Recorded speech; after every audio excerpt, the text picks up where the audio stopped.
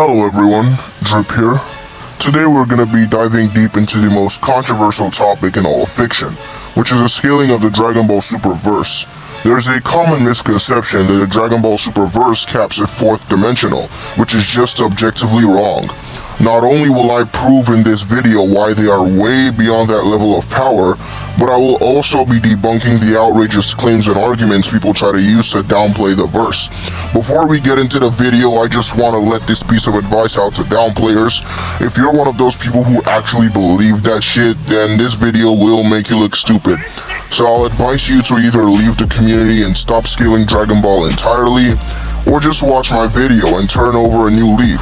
I understand people get clout for downplaying Dragon Ball, but the preponderance of evidence that proves that Dragon Ball scales much higher than you think is way too much to just ignore. Just as Seth the programmer said, facts don't care about your feelings, and at the end of the day, this scale will bring a new tier for Dragon Ball entirely and give it the respect it deserves.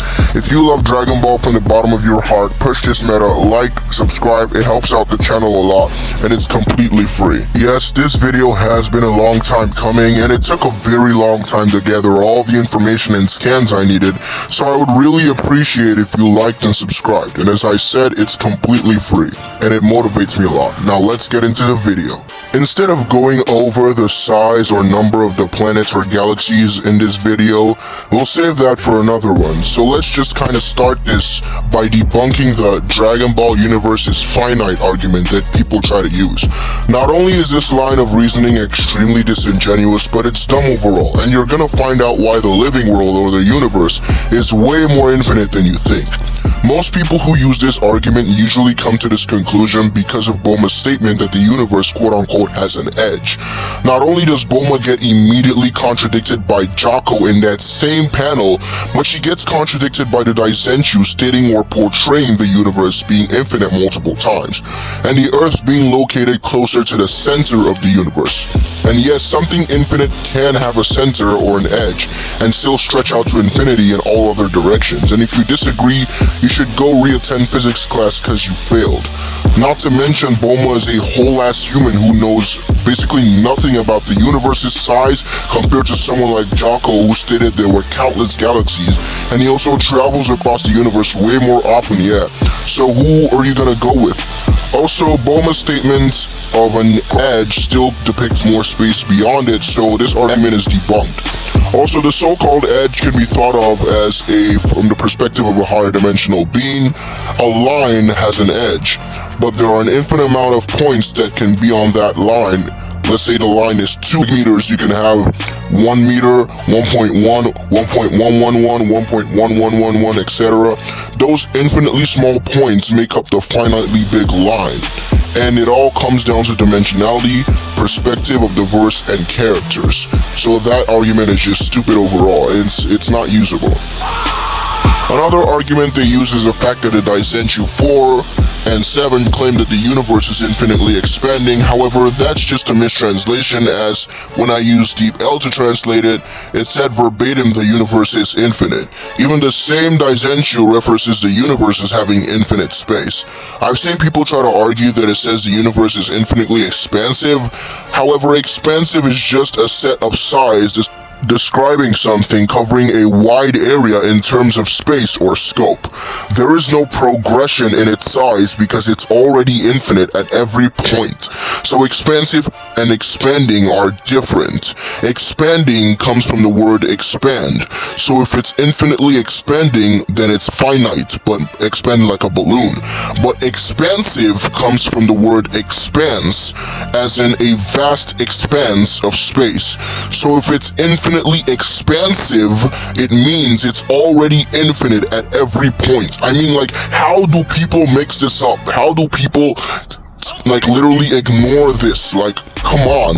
Even so, you can just argue that the expanding statements are reference to the material universe, which even the Daizenchuu references as having countless planets, infinite galaxies within itself.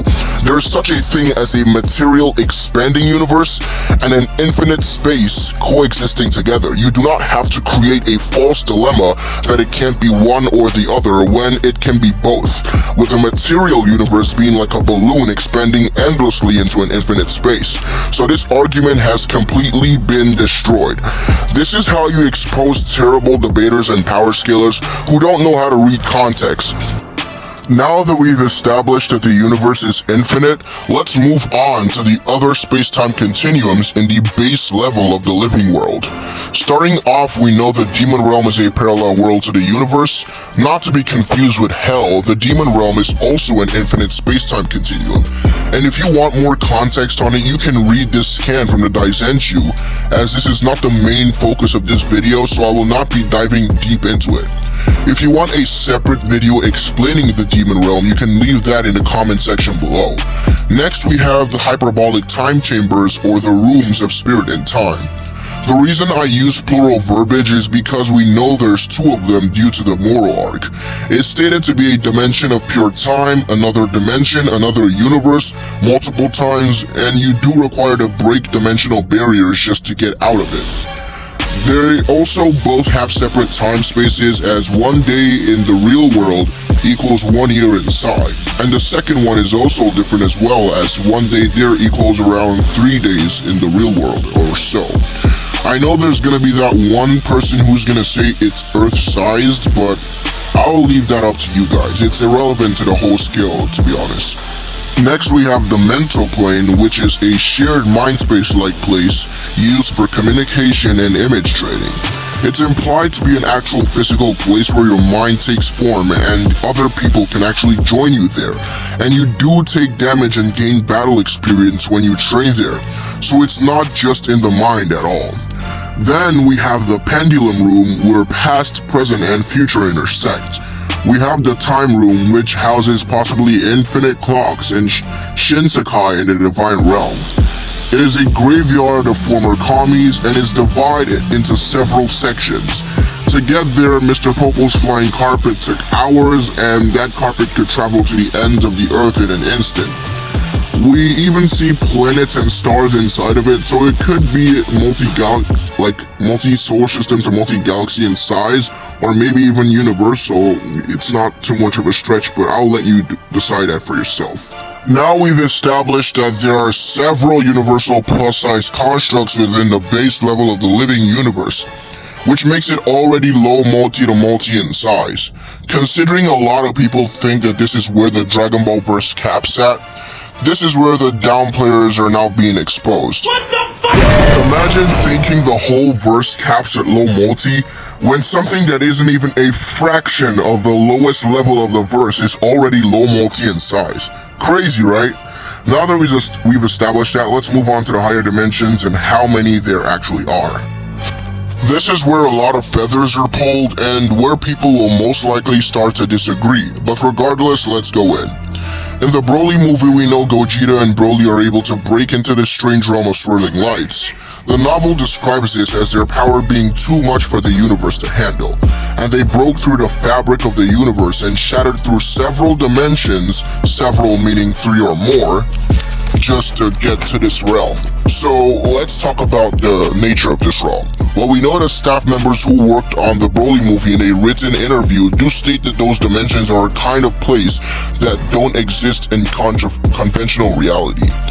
They describe these places as superdimensional, different dimensions expressed in mathematical formulas and made to look three-dimensional. Of course, within the context of fiction, superdimensional, hyperdimensional, and extra-dimensional all describe a higher dimensional space of at least one level of infinity above a normal universe or a 4D construct, meaning these spaces are at least 5D.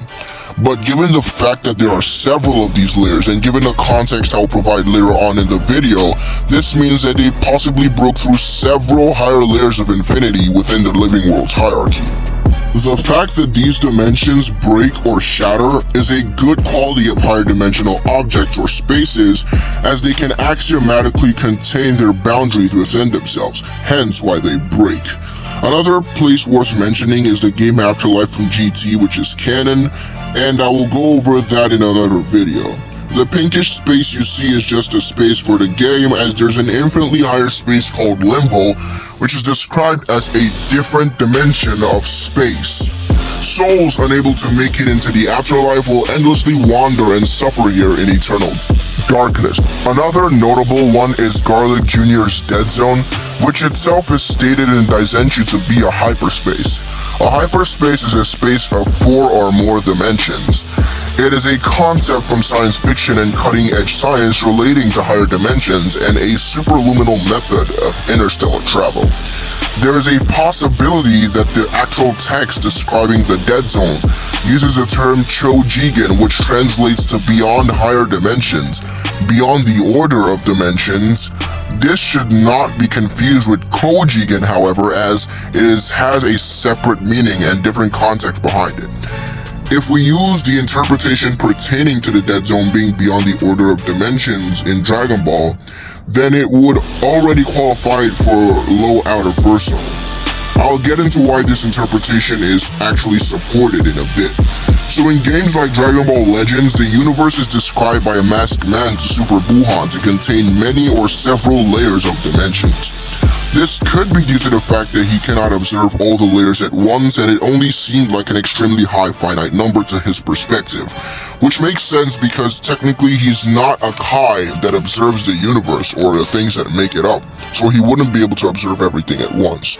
Of course, just because it says layers doesn't automatically equal a dimensional transcendence, but the word dimensional is used in the same phrase, which provides context and acts as supporting evidence towards the other things that can prove the existence of higher dimensions in the universe. Another point worth mentioning is the fact that interstellar travel in Dragon Ball does not pertain to the use of the hyperspace, point being that the hyperspace exists, and the crafts move faster than light due to their anti-gravity drives, which renders them massless. There are lots of transcending dimension statements in Dragon Ball, the point being that these dimensions exist. Now, the head screenwriter for Dragon Ball, Takao Koyama, who wrote the story of Z Kai, the movies, and even created Broly, was asked questions about the Dragon Ball cosmology. He agrees to the fact that an infinite hierarchy of spatial-temporal dimensions exists within the living world, and even says it had already been constructed. And he was aware of it while writing the series. He said it doesn't contradict what Toriama wanted. He confirms multiple times that there is in fact an infinite hierarchy in the living universe, containing infinite layers or dimensions. He even begins to explain what it means to us, proving that he in fact understands dimensionality, which is what some people seem to think he doesn't understand. He says that these dimensions have not just infinite, but inaccessible gaps between them. These inaccessible gaps are equated to barriers, because for something to be inaccessible to another, there has to be a barrier between them. So these gaps are in fact barriers, since it prevents one layer from the other. And guess who is able to warp the barriers between these dimensions, and is aware of at least several higher layers of infinity of it, With all that being said, the living world and its ensemble would already be a high hyperversal construct to possibly low outer going by versus battle definitions regarding uncountable infinity. If you made it this far into the video, I would like to thank you for watching and ask you to please share, like this video, subscribe, etc. Thanks again, and let's continue the video. Now, I've seen people kinda just throw in this fallacy in an attempt to debunk Koyama's confirmations. However, these people lack understanding on what death of the author is. Death of the author is a philosophical line of reason that states that an author's contradictory interpretation should hold no more weight than the actual source material. For example, if the author of Naruto came out and says Naruto's hair is blue, we know that's not true, as it's specifically been shown to be yellow within the actual source material. Therefore, death of the author's interpretation would be applied. However, Koyama isn't stating anything contradictory to the source material. He's more so supporting it by confirming what has heavily been implied or stated. These are the same people that will hypocritically agree to other power scalers using completely unsupported statements within the actual source material to scale a universal character like Godzilla to outer, which is where the death of the author would apply. I've seen people try to argue that since Koyama isn't the quote-unquote author and is just a screenwriter, then his statements are completely invalid going off that alone.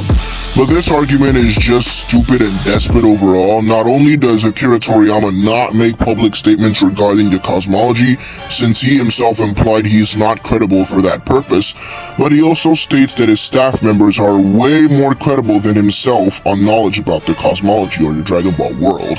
And since Koyama is the head screenwriter for Dragon Ball, he would immediately fall into this category. Oh, and if you're still not convinced about Koyama's credibility, screenwriters prepare their script in a way that enables the readers to envisage the setting. Envisage means to quite literally conceive, visualize, imagine, or envision the setting. That means he has knowledge on the cosmology from either the author or other staff members or himself, since screenwriters do work with producers and authors. Koyama also helped work on the cosmology of the Dragon Ball world, hence why he's already credible off the bat. He also worked with executive producers and directors, and must inherently have knowledge on the franchise that he's working on. That's the reason Dragon Ball Down players ran to Twitter and started telling him to stop answering questions on the cosmology, because he worked on the canon verse and his statements hold heavy weight. Way more weight than even Toriyama's statements, because as we previously established, Koyama is more credible than Toriyama on cosmology. So this whole downplaying argument is debunked. Down players are crossing their fingers right now. And here's something I found recently. Do whatever you want to do with these. So in some guides, they verbatim tell you that the TV show won't tell you everything you need to know about Dragon Ball's cosmology. And Dragon Ball follows Chinese/Japanese or Asian mythologies like the Journey to the West, which is pretty obvious if you're familiar with original Dragon Ball. Not only is the afterlife considered a plane of existence, but it's also considered to be the world beyond, or an outer dimensional bowl, no pun intended. I've seen this dumb argument kinda going around that the afterlife is just above the living universe and is transcendental in just a spiritual way, in quote, and that the macrocosm is finite. But these arguments are so incredibly dumb that I lose brain cells whenever I hear someone use them. People who use these retarded arguments usually come to this conclusion because of the macrocosm diagram that Toriyama drew for his staff members to be able to understand what each realm in the macrocosm looks like, so it'd be easier to wrap their minds around it. The problem with these arguments is that nothing in the afterlife is drawn to scale. It's all simply representation. For example, heaven is drawn to look like it takes up a huge portion of the afterlife. But we know this isn't true, as heaven is portrayed in the anime to be so infinitesimally small to just a part of the afterlife that it cannot be seen at all from almost any point of it. And we know heaven is stated multiple times to be the size of the universe, which has been stated to be infinite in the daizenchuu, meaning heaven is also infinite by extension. But if you do believe it's just a universal-sized planet, that would mean it's just the size of the observable universe. You could argue that since it's the size of the universe, it is infinite, and it only looks finite because you're in a much higher plane of existence in the universe, and higher dimensions usually view universes or universal-sized constructs as finite. Either way, it doesn't affect the scale at all.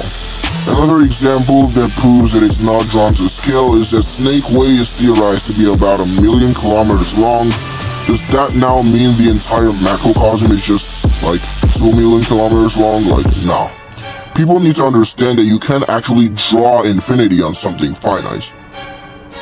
Also, just because a realm is located above a universe does not mean it's of the same dimensionality or plane of existence, or like in terms of existential type of thing. And it doesn't inherently mean it can't conceptually transcend it. I can place an outerversal realm on top of a universe and call it my macrocosm. It is fiction. This argument is just reaching.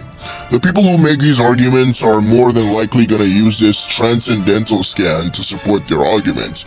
Not only is this translation extremely inaccurate, but even if you want to use it, transcendental even makes it sound more powerful.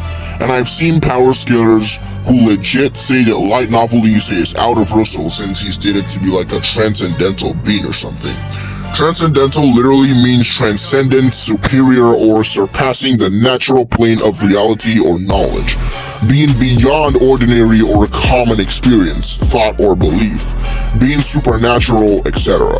Even a college professor said that transcendental and transcend are the same thing, and that every other culture similarly believes in the spirit realm transcending or being a higher plane of existence than the mortal realm. From Taoism, Egyptianology, Christianity, Islam, Mesopotamian, Babylonian, Hindu, Sikh, paganism, etc., and even a native Japanese speaker confirmed the translation doesn't change the meaning, so we're checkmated either way. Watch people try to use an appeal to authority on me now. These are not appeals to authority, they are based on actual facts. Like, people are too desperate to downplay Dragon Ball.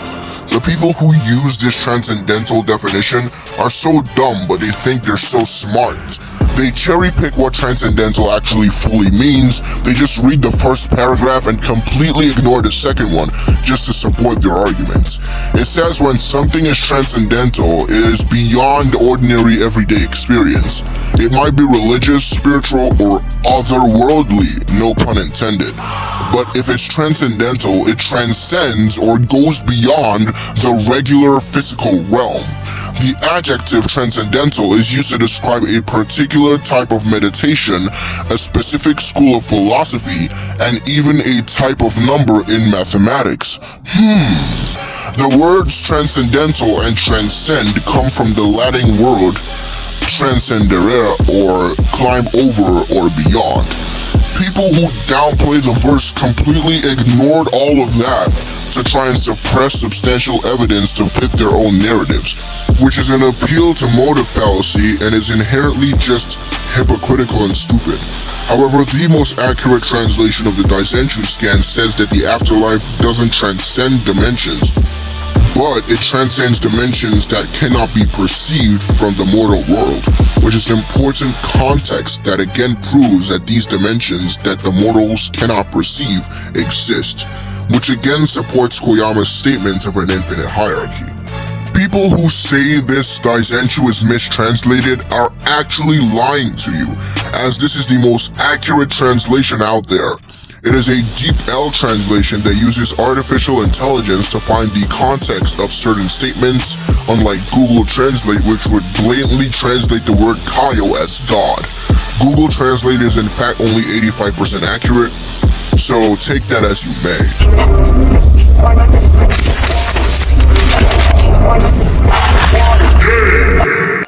When talking about the RPG Adventure Game Guide, people try to assert to the notion that this guidebook isn't canon or isn't valid as a desperate way to disregard the information it provides.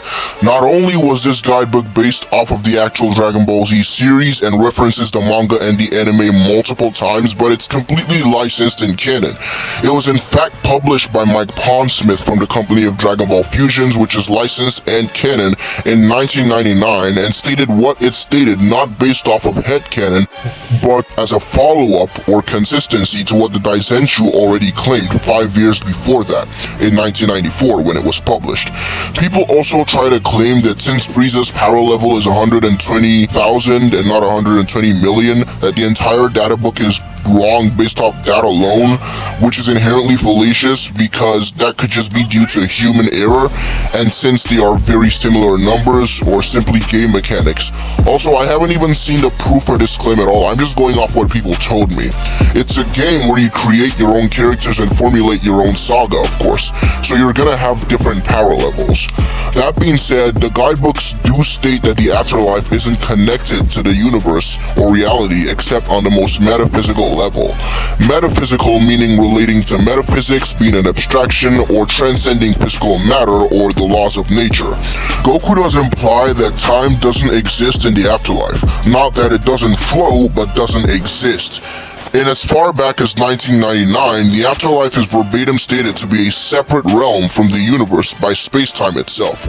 So any claim that is within the universe or isn't its own separate realm is objectively wrong, going off that alone. Supreme Kai in fact actually refers to the living world as the temporal world, meaning it's connected to time.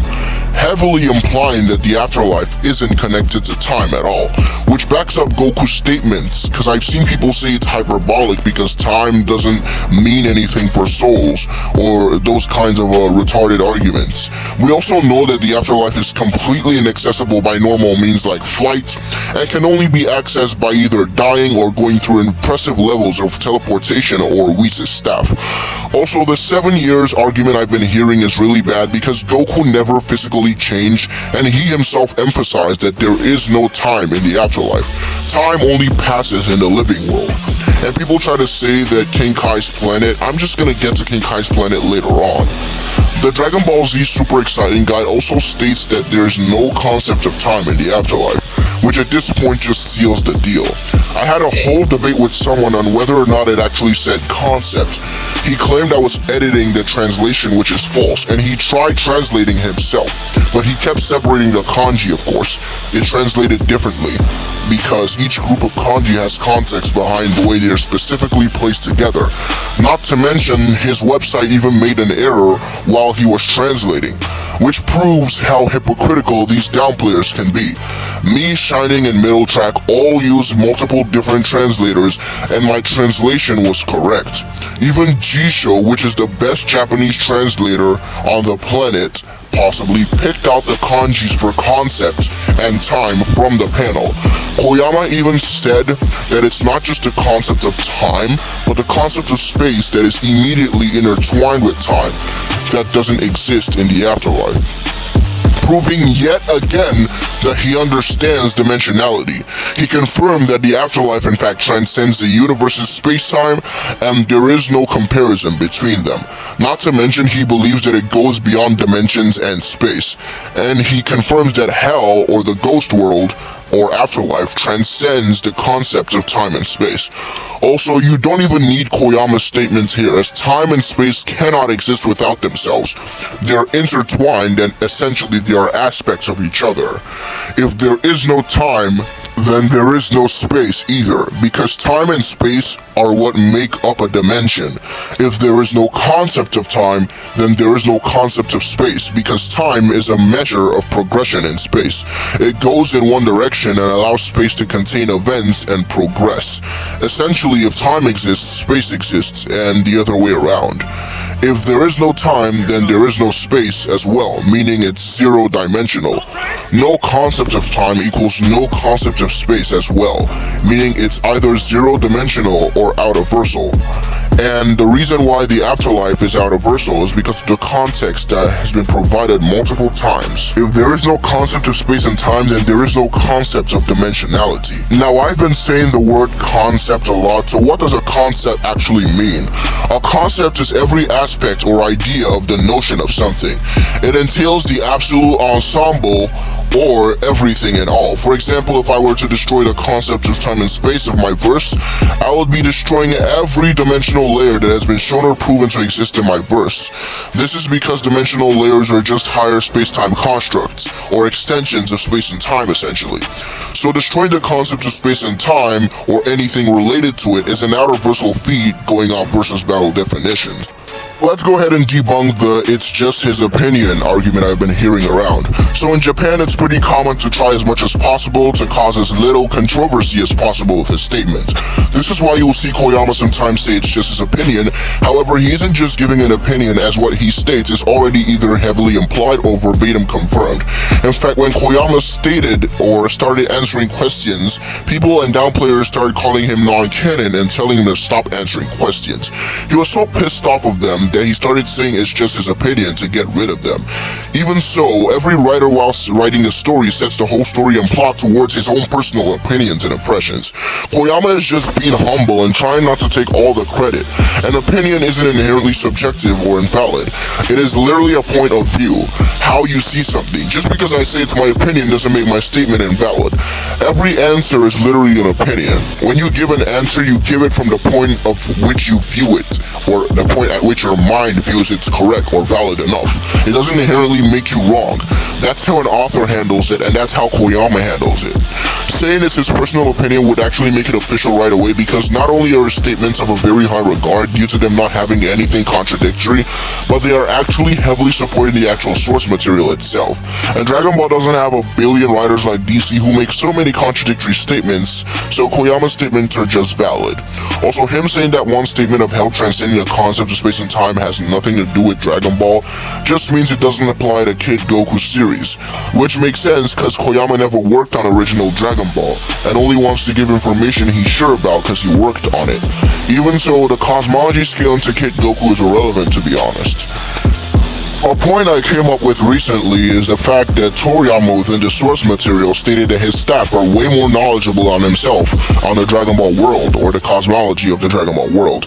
So Koyama stating that he doesn't have that authority and is just his opinion, which I already previously debunked, contradicts the objective source material that states that he is valid by the author himself. So the statements of Koyama falls under death of the author and are invalid.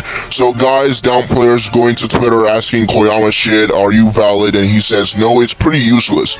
That's an automatic fallacy. Plus, I've shown Koyama's statements are confirmed, and him stating that he's not valid or it's just his opinion is a way of reducing attention and controversy, and it contradicts the source material, so it's invalid. Koyama also states that he is valid behind the scenes, so what are you gonna go with? So the scan from the super exciting guide actually proves that the concept of time actually exists in Dragon Ball, as well as the concept of space intertwined with time by proxy and by confirmation from Koyama. Not only does the afterlife transcend all these concepts as established earlier on, but also the gods transcend the concepts of time and space, which would make them all outerversal beings by extension. Now Koyama does regard hell as the fourth dimension, which he himself describes as a place beyond space and time, and a place that transcends the concept of space and time. You get the drill. So we know he's not referring to actual fourth dimensional. He's referring to it as if it's a plane of existence, because that would be implying that hell exists on the same level as the four-dimensional universes, which is just objectively wrong. For those who believe in outerversal DC, you can compare it to the sphere of the gods, which is described as a fifth dimension. Now personally, I don't think the sphere of the gods is actually outerversal at all. I think it more closely is low complex to complex. I don't think the sphere of the gods is where DC even starts being hyperversal or outerversal because of a statement made from the perspective of a whole-ass human, Batman, in a Halloween costume, so I'm more so using this as an example, and it doesn't really affect Dragon Ball's skill at all. Regardless of whether you believe the god sphere is outerversal or not, it doesn't affect her skill at all. DC fanboys are about to kill me now. Back to our main point, we know Koyama believes that the Kaio realm is above 5D, meaning that he believes that the Enma realm is 5D and the Kaio realm is the 6th dimension. What this means is that each layer above hell is a reality-fictional transcendence, making this 3 layers into outerversal. It could possibly be more, as hell does have many layers or realms within itself. And someone did mention that he saw a statement from Koyama stating that hell has like 100 layers, but I didn't see the scan for that, and layers without context does not necessitate a transcendence, so take that as you may. Yes, Koyama believes the hierarchy of the afterlife does exceed the hierarchy of the living world, so that's there. Koyama also believes that the universe does go up to the 7th dimension, which is the world of the highest god in the universe. We also know that Koyama believes that Dragon Ball Z Broly can destroy the macrocosm within way less than a year if allowed by quote-unquote God, but not the infinitely larger universe. We also know that the Kaioshin realm is a separate realm from the macrocosm, and there is a realm that separates them. In every macrocosm description, there's always this higher realm separating the macrocosm from the Kaioshin realm that contains the existence of the entire macrocosm and makes it look small or finite in comparison. We know that there is a distinction between the macrocosm and the bubble, as it's been shown in the manga, so it's pretty clear that they are not the same thing. What this means is that there's a higher plane of existence beyond Z Broly's capacity that contains the existence of the entire macrocosm, making it effectively 4 layers into outerversal. This could be referring to Beerus, as nobody actually knows where Beerus' planet is, and this could just be where it is, since he is the highest god in the universe, the god of destruction. This could also explain the size of that dimension of no return that Whis was talking about, so take that as you may. I've seen people try to argue that it's just quote-unquote easier to animate, but that's such a baseless claim that isn't as supported or as implied as the interpretations we have. The neutral zone dwarfs the size of every single macrocosm and contains their existence, meaning we logically have to be infinitely larger to contain something infinite to a ridiculous degree and viewing it as finite or small, making it effectively 5 layers into outerversal. But where do we go from here? The Zeno world. Zeno's palace is constructed in the shape of Zen, the kanji used for all, and we also know that the macrocosms are in the neutral zone, and Zeno views all this from the perspective of a higher being.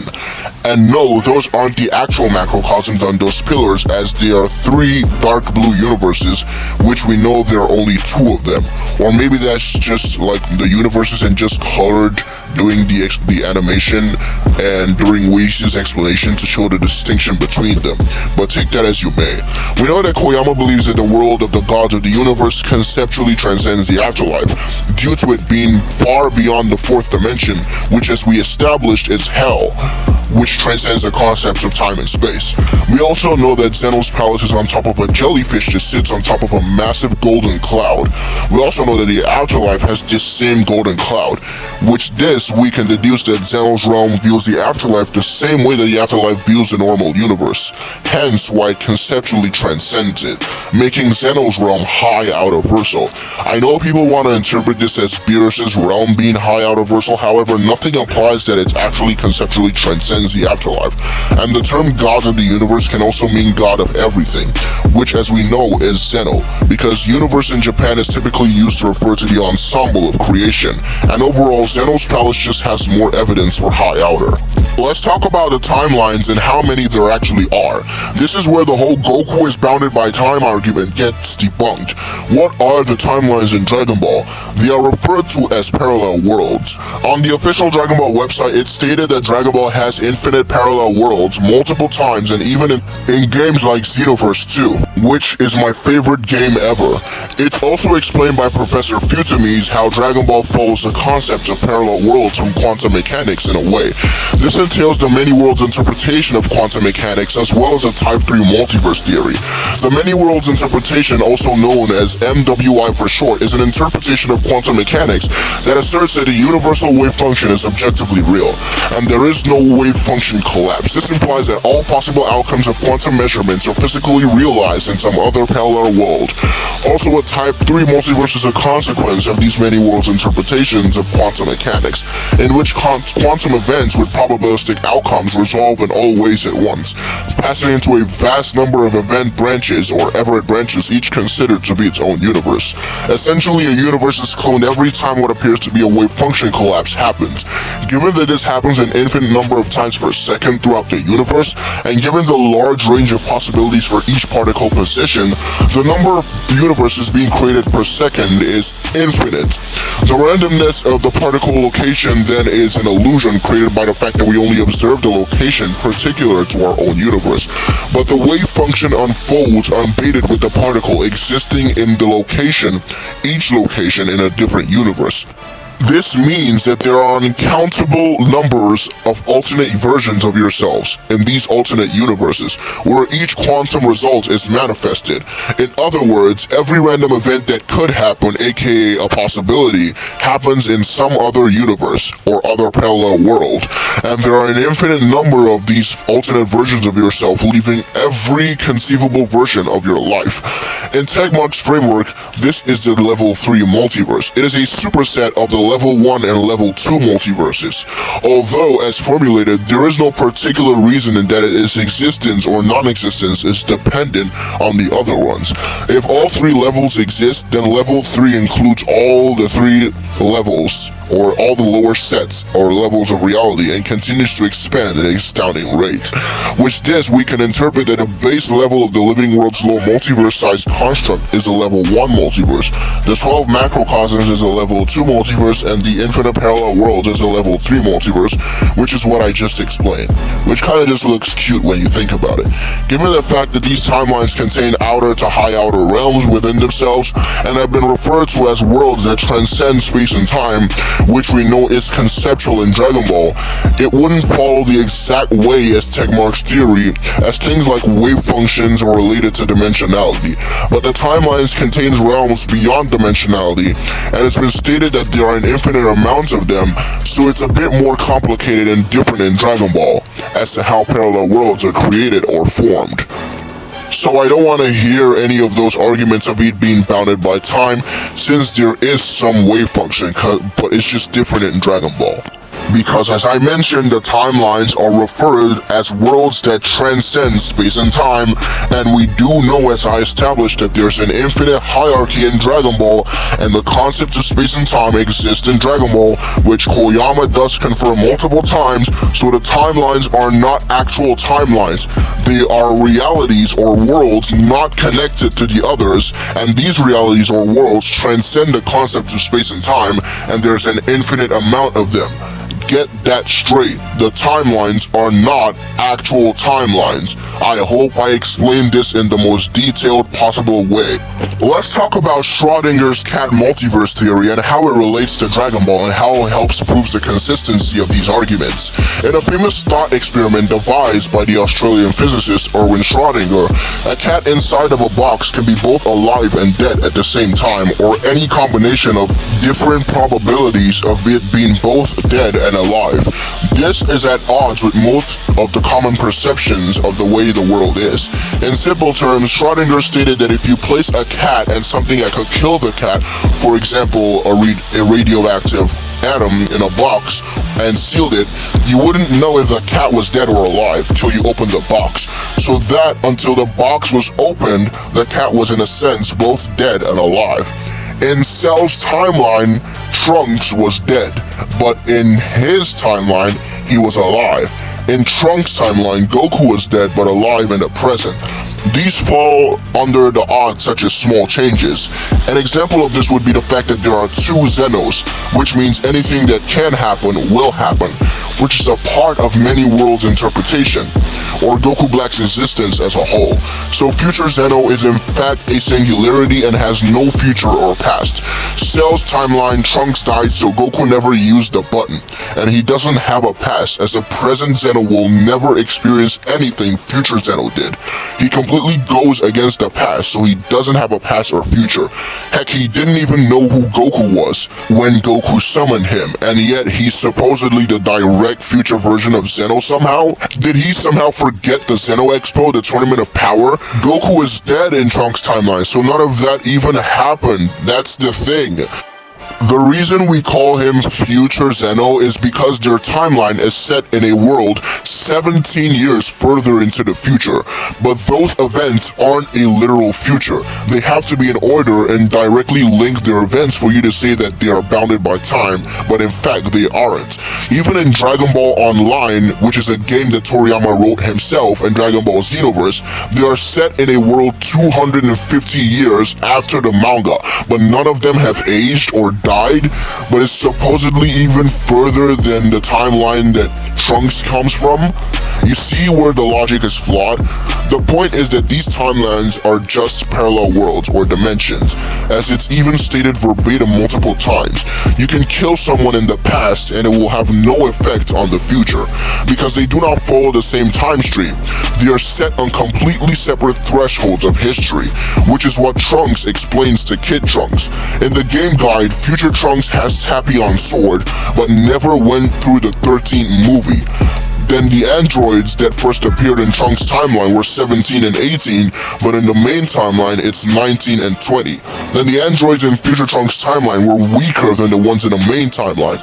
More proof is that the Elder Kai never existed in Trunks' timeline, or Trunks having blue hair, which is different from Kid Trunks having pink hair, or several games even referring to these timelines as parallel worlds or different dimensions, alternate realities. Yeah, you kinda get the point. So at this point, they're just called timelines as a name fallacy, and the time machines, quote unquote, work more akin to parallel world transporters. We know that Zamasu in his abstract form was able to cast off his form as a god and fuse with the quote-unquote universe, as he was becoming his own concept of justice and order itself. As we've established, universe can also mean all things in existence, and we actually see Zamasu affect and reach other timelines, and it's even verbatim stated to affect them. So he wasn't limited to just the universe.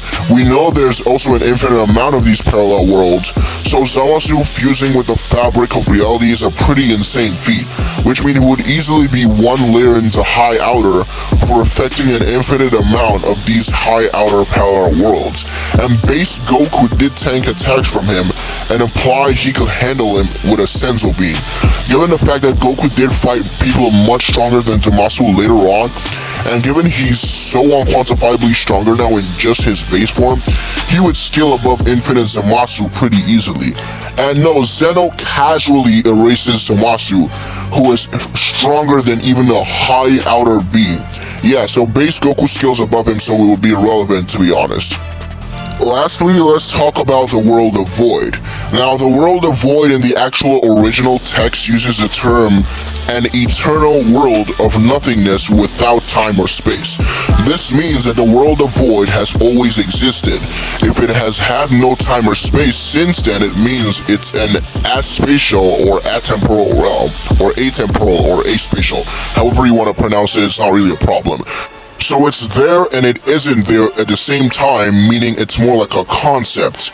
And considering the fact that the void is the 33rd plane of existence within Buddhism mythology and cosmology, which Dragon Ball does follow, and considering it was depicted as more durable than the entire multiverse, that means that it possibly scales really far into outerversal.